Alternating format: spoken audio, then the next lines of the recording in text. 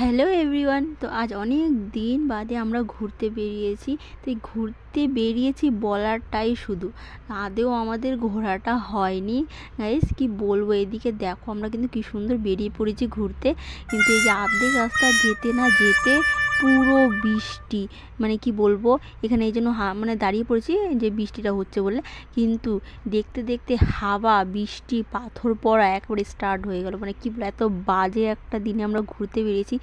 আমরা যখন ঘুরতে বেরিয়েছিলাম সত্যি বলছি রৌদ্র ছিল, মানে এতটুকু টাইমের মধ্যে মানে বিশ্বাস করো কি বলবো কী থেকে কী হয়ে গেল।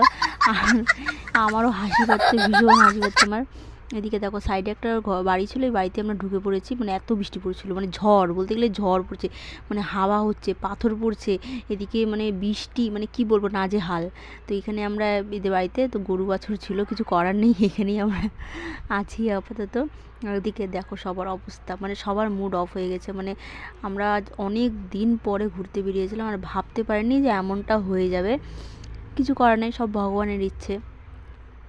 তো যাই হোক, এদিকে দেখো আমি তোমার দেখাচ্ছি কেমন হাওয়াটা হচ্ছে। মানে এদিক থেকে পুরোটা দেখা যায় না, কিন্তু এদিকে গাছগুলো দেখো, মানে কি হারে, মানে একটা মানে বিশ্বাস করো পরে আমরা জানতে পারি যে অনেক জায়গার গাছ পড়ে গিয়েছে, অনেক কিছু হয়েছে।